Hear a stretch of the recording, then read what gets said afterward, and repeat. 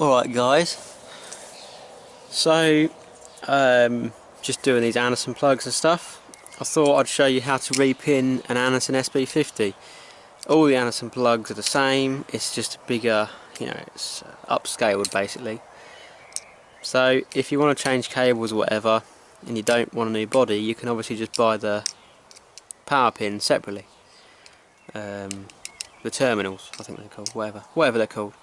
You can buy these pins separately rather than buying a whole new body. So if you want to get the old pins out, the pin kind of comes in and there's a little spring that hooks on the bottom of it, and it stops it coming back, and I'll show you the shape of that in a minute. So to get it out, all you've got to do is a thin flat blade screwdriver.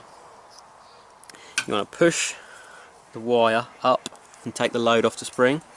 Get your flat blade, push the spring downwards, and then with the bottom of your hand try and pull the conductor out whilst you're pushing down the spring. It might take a few goes because they're fairly well built. I wouldn't say they were sloppy. They're definitely a good product. So push down the spring, and when you get it you'll definitely feel it, if you know what I mean. There we go. So that connector sits in there like that.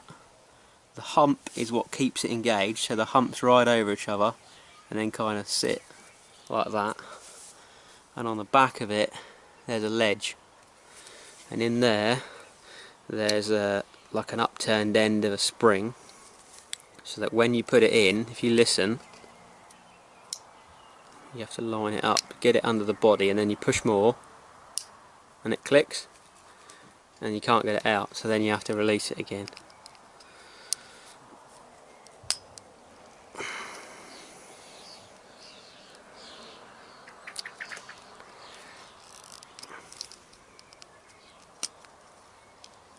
There we go. So that is an Anderson sb50, and that is how you depin it.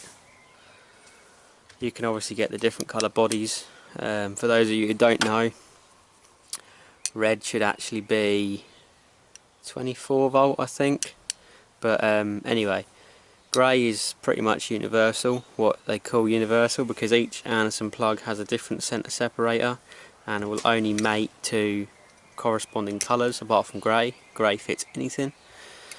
So yeah, 12 volt should actually be yellow, but hardly anyone I know actually uses the right colour codes. As long as you get all the same connectors you're fine. So what I did on this one, I used red just because I did, and all the other stuff on the truck, the jump leads etc, is all grey, so it fits with anyone. So if you're out on the tracks or whatever and somebody else has got some jump leads you can link together, it'll fit.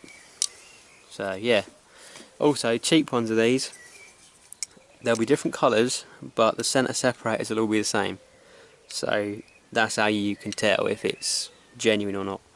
This one says Anderson Power Products, but the centre separator is not offset and it's red, so this one isn't a genuine one. You can tell which one's a genuine one because they're a bloody lot more expensive. You can get about,